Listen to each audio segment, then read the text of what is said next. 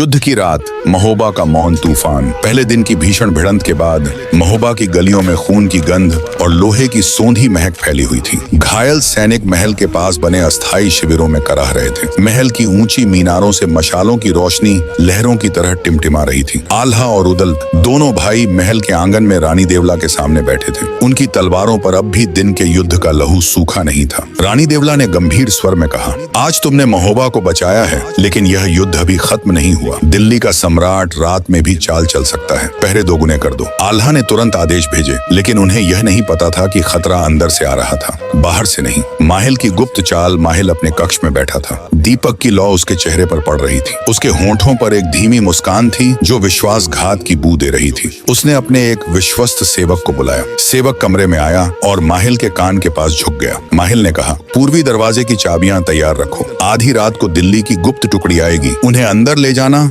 और पहरेदारों को वैसे ही सोने देना जैसे आज दिन में सुलाया था। सेवक ने सिर झुका दिया और चला गया। माहिल ने खिड़की से बाहर देखा। किले की दीवारें ऊंची थीं, लेकिन लालच और धोखा पत्थरों से भी कठोर चीजों को तोड़ देते हैं। आधी रात का समय, आसमान में बादल छाए थे। चांद का चेहरा ढका हुआ था। महोबा के सैनिक थके हुए थे। कुछ अपनी ढाल पर सिर रखकर सो गए, कुछ दीवार पर टहलते टहलते ऊँघ गए। पूर्वी दरवाजे पर केवल 5 पहरेदार बचे थे, जिनकी आंखें मदिरा के नशे में भारी थी। ठीक उसी समय किले के बाहर छिपे दिल्ली के 500 विशेष सैनिक धीरे धीरे रेंगते हुए दरवाजे तक आए। माहिल का सेवक बाहर गया और बिना शोर किए भारी लकड़ी का दरवाजा खोल दिया। कर्कश आवाज आई और फिर दिल्ली की छाया महोबा के अंदर घुस आई। किले में घुसपैठ दिल्ली के सैनिक महल की तरफ बढ़ने लगे। उनका लक्ष्य स्पष्ट था, रानी देवला को पकड़ना और किले के भीतर अफरा तफरी फैलाना। लेकिन किले के भीतर मलखान गश्त पर थे। एक मोड़ पर उन्होंने अचानक लोहे की खनखनाहट सुनी। वे चौंके और अगले ही पल तलवार खींच ली। मलखान ने चिल्लाते हुए कहा, घुसपैठिए, सबको जगा दो। उनकी आवाज ने रात की नींद तोड़ दी। ढोल पीटे जाने लगे।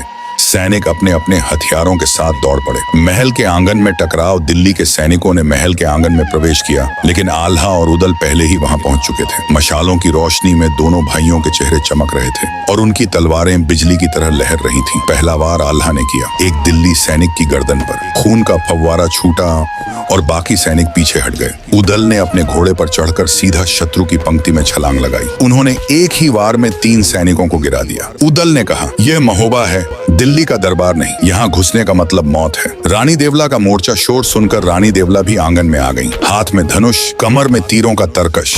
उन्होंने महल की सीढ़ियों से लगातार तीर चलाने शुरू किए। हर तीर एक शत्रु को गिरा रहा था। दिल्ली के सैनिक समझ गए कि यह केवल योद्धाओं का किला नहीं, बल्कि यह वीरांगनाओं का भी दुर्ग है। आल्हा उदल का संयुक्त प्रहार जब घुसपैठिए पीछे हटने लगे, आल्हा और उदल ने उन्हें खदेड़ना शुरू किया। दोनों भाइयों ने अपनी तलवारें क्रॉस करते हुए दुश्मनों के बीच घुसपैठ कर दी। तलवारें, ढालें, बर्छियां सब उनके वार के आगे टिक नहीं पा रही थी। कुछ ही पलों में वह आधे से ज्यादा घुसपैठिए मारे गए। बाकी भागकर पूर्वी दरवाजे से निकल गए, लेकिन वहां मलखान उनकी प्रतीक्षा कर रहे थे। माहिल का खुलासा, युद्ध के बाद आल्हा को शक हुआ कि बिना किसी संकेत के दिल्ली की टुकड़ी किले में कैसे आ गई। उन्होंने पूर्वी दरवाजे की जांच कराई। वहां नशे में धुत पहरेदार, खुला दरवाजा और माहिल के सेवक के पदचिन्ह मिले। आल्हा ने गुस्से में कहा, अब मुझे यकीन हो गया, यह युद्ध बाहर के दुश्मनों से नहीं, भीतर के गद्दार से भी है। दूसरे दिन की सुबह महोबा की तैयारी। सूरज की पहली किरण के साथ ही नगाड़े बजने लगे। दिल्ली की मुख्य सेना फिर से हमला करने के लिए तैयार थी, लेकिन इस बार महोबा भी पहले से ज्यादा सतर्क था। आल्हा ने उत्तर द्वार संभाला,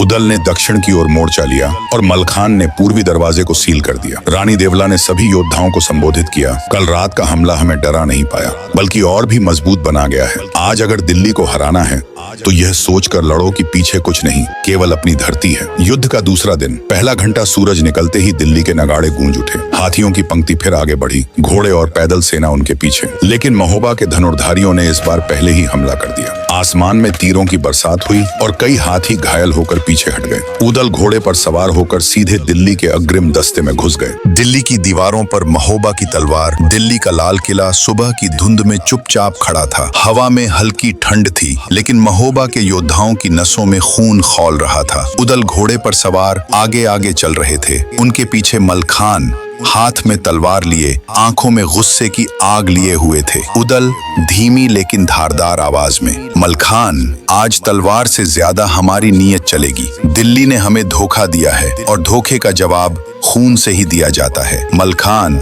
मुस्कुराकर, धोखे का बदला हम बुंदेलखंडी ऐसे लेते हैं कि दुश्मन की 7 पीढ़ियां याद रखती हैं। पहली मुठभेड़, लाल दरवाजे पर टकराव जैसे ही महोबा के योद्धा दिल्ली के लाल दरवाजे पर पहुंचे, मुगल सिपाही कतार में खड़े हो गए। उनकी संख्या ज्यादा थी, लेकिन महोबा के योद्धाओं की आंखों में मौत से भी खतरनाक चमक थी। दृश्य, घोड़ों की टापों से धरती कांप रही थी, ढाल पर ढाल टकराने की आवाज हवा को चीर रही थी। उदल तलवार उठाते हुए, दिल्ली वालों, आखिरी मौका है, महोबा के वीरों से टकराने से पहले सोच लो, वरना तलवार का स्वाद तुम्हारे लहू के साथ मिलेगा। जवाब में तीरों की बारिश शुरू हो गई। महोबा के योद्धाओं ने ढालें उठाई, तीरों को चीरते हुए आगे बढ़े। शायरी का गरजता लम्हा तलवार चलाते हुए मलखान ने जोर से कहा, हम हैं बुंदेलखंड के शेर, तलवार हमारी पहचान है। जिस दिन गुस्से में आ जाएं, उस दिन दुश्मन की जान है। तलवार एक ही वार में 2 सिपाहियों की ढाल चीर गई। खून की बूंदें लाल धरती पर गिरते ही हवा और भारी हो गई। दिल्ली के अंदर घुसपैठ घंटों की लड़ाई के बाद महोबा के योद्धा दिल्ली की गलियों में घुस आए। तंग गलियों में भी उनका जोश कम नहीं हुआ।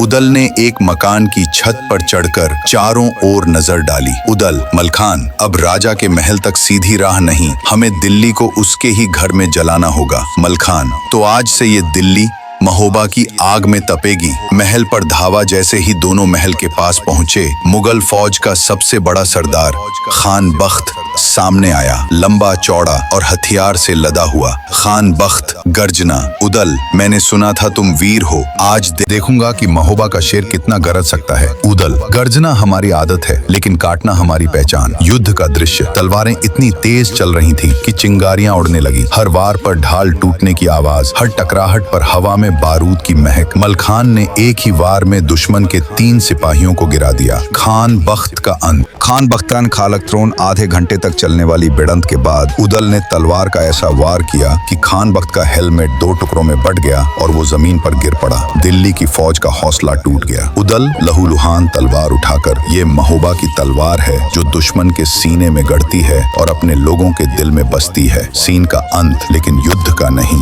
दिल्ली की गलियों में खून की नदियां बह रही थीं, लेकिन उदल और मलखान के चेहरे पर थकान नहीं थी। दूर कहीं से युद्ध का बिगुल फिर बजा। ये संकेत था कि अगला हमला और बड़ा होगा। मलखान, उदल भाई, दिल्ली अब भी पूरी तरह नहीं गिरी, अब असली तूफान शुरू होगा। उदल, तो चलो मलखान, दिल्ली को बताएं कि महोबा के वीर कब तक थकते नहीं। उत्तर द्वार पर आल्हा की तलवार बिजली की तरह चमक रही थी। तलवार का हर वार ढालें तोड़ रहा था और दुश्मनों के हौसले चूर कर रहा था। धूल, धुआं और लहू की गंध से मैदान भारी हो गया था। दिल्ली के एक सेनापति ने चिल्लाया, आल्हा, तेरी मौत आज यहीं होगी। आल्हा ने जवाब में गरजते हुए कहा, मौत को तो हम रोज गले लगाते हैं, पर तेरी सांसें मैं खुद खींचूंगा। एक ही बार में उन्होंने उस सेनापति को घोड़े समेत 2 टुकड़ों में चीर दिया। दक्षिण द्वार उदल का प्रहार। उदल अपने दल के साथ इस तरह लड़े जैसे बाघ भेड़ों के झुंड में घुस गया हो। एक हाथ में तलवार, दूसरे में भाला और होंठों पर गर्जना। उदल की शायरी, दिल्ली का सूरज आज ढलेगा, महोबा का झंडा ही चलेगा। जो आया है यहाँ लूटने को, उसका कफन यहीं सिलेगा। उदल के इस नारे से उनके पीछे के योद्धाओं का जोश दुगना हो गया। तीरों की बौछार, बर्छियों की बारिश और तलवारों का तूफान। दिल्ली की दक्षिण सेना टूटने लगी। पूर्वी द्वार मलखान का मोर्चा। मलखान ने पूर्वी दरवाजे को मजबूत किया था, क्योंकि वहीं से कल रात गद्दारी हुई थी। अब यहाँ दिल्ली की विशेष टुकड़ी आई, लेकिन मलखान ने ऐसा वार किया कि उनकी पहली पंक्ति तुरंत धराशायी हो गई। मलखान चिल्लाए, ये वही दरवाजा है जहाँ से तुम कल चोरी छिपे आए थे। आज सीना तान कर आओ और देखो तुम्हारी हड्डियां कैसे टूटती हैं। माहिल की पोल खुलना। आल्हा के एक विश्वस्त जासूस ने महल के पीछे के गुप्त रास्ते में माहिल को पकड़ा। उसके हाथ में दिल्ली के एक सिपाही का लिखित संदेश था, जिसमें साफ लिखा था, दोपहर 3 घंटे पर उत्तर पूर्व के मोर्चे से हमारी सेना को अंदर आने देना। जासूस ने तुरंत आल्हा को खबर दी। आल्हा ने गुस्से में अपनी तलवार खींची और कहा, गद्दार, तेरी वजह से महोबा के बेटों का खून बहा, अब तेरा खून तेरी सजा है। माहिल डर के मारे कांपने लगा। आल्हा, मैंने मजबूरी में। लेकिन आल्हा ने बिना एक शब्द और सुने उसकी गर्दन उड़ा दी। पूरा किला गूंज उठा। गद्दार मारा गया। पृथ्वीराज का आगमन। युद्ध के 3 घंटे। दिल्ली के सम्राट पृथ्वीराज चौहान स्वयं युद्ध भूमि में पहुंचे। सुनहरी कवच, शाल भाला और पीछे हजारों घुड़सवार। उन्होंने जोर से पुकारा, आल्हा, आज तेरे खून से मैं दिल्ली की धरती सींचूंगा। आल्हा ने भी उत्तर दिया, और मैं तेरे खून से महोबा का कर्ज चुकाऊंगा। दोनों सेनापति आमने सामने आ गए। पहला वार भाले का, ढाल पर गड़गड़ाहट जैसी टकराहट।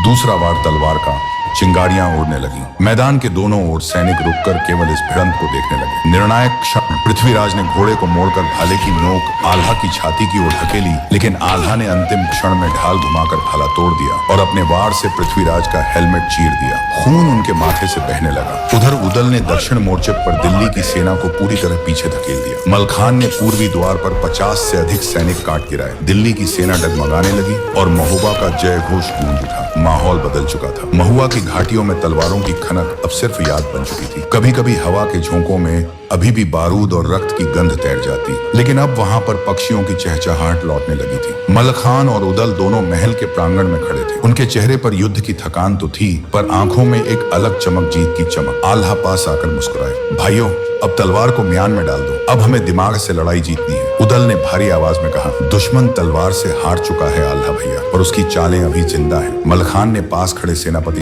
से पूछा, महुआ के किलेदार कहाँ हैं? उन्हें बुलाया जाए, अब आगे का फैसला करना होगा। महुआ का दरबार। अगले ही दिन महुआ के किले के भीतर एक भव्य सभा बुलाई गई। महुआ की महारानी, जो युद्ध से पहले बीमार थीं, अब भी सिंहासन पर बैठने लायक नहीं थी। उनके पुत्र राजकुमार वीरेंद्र को सामने लाया गया। युवा था पर चेहरा कठोर। उसने धीमी आवाज में कहा, हमारी मातृभूमि को बचाने के लिए महोबा के वीरों ने जो किया, उसका हम ऋण कभी नहीं चुका पाएंगे। आल्हा ने मुस्कुराकर कहा, ऋण चुकाने की बात मत करो राजकुमार। हमारा रिश्ता सोने चांदी का नहीं, खून और विश्वास का है। सभा में तालियां बजी, लेकिन सभी को पता था कि असली चुनौती अब शुरू होगी। महुआ में बहुत से सरदार ऐसे थे जो महोबा के बढ़ते प्रभाव से खुश नहीं थे। दरबार के एक कोने में खड़ा बुजुर्ग सरदार धर्मपाल धीमे स्वर में अपने साथी से बोला, देखना, जल्द ही ये महोबा वाले हमारे राज में हुकूमत करने लगेंगे। महल की रात, उसी रात महुआ के महल में एक गुप्त बैठक हुई। धर्मपाल और 3 अन्य सरदार लालटेन की मध्यम रोशनी में बैठे थे। धर्मपाल बोला, अगर महुआ की बागडोर पूरी तरह महोबा के हाथों में चली गई तो हम सिर्फ नाम के सरदार रह जाएंगे। हमें कुछ करना होगा। एक युवा सरदार ने पूछा, क्या तुम मलखान और उदल का सामना कर सकते हो? धर्मपाल ने हंसकर कहा, तलवार से नहीं, लेकिन दिमाग से जरूर। हम उनके अपने ही लोगों को उनके खिलाफ कर देंगे। उदल का मन। उधर उदल महल की छत पर बैठा चांद देख रहा था। युद्ध खत्म हो चुका था, पर उसके दिल में एक अजीब बेचैनी थी। उसने मन ही मन सोचा, हर जीत के बाद भी ऐसा क्यों लगता है कि असली लड़ाई अभी बाकी है। मलखान पास आकर बोला, सो नहीं रहे? क्या सोच रहे हो? उदल ने धीमे स्वर में कहा, भैया, महुआ की हवा में कुछ तो है। यहाँ की खामोशी भी जैसे कुछ कह रही है।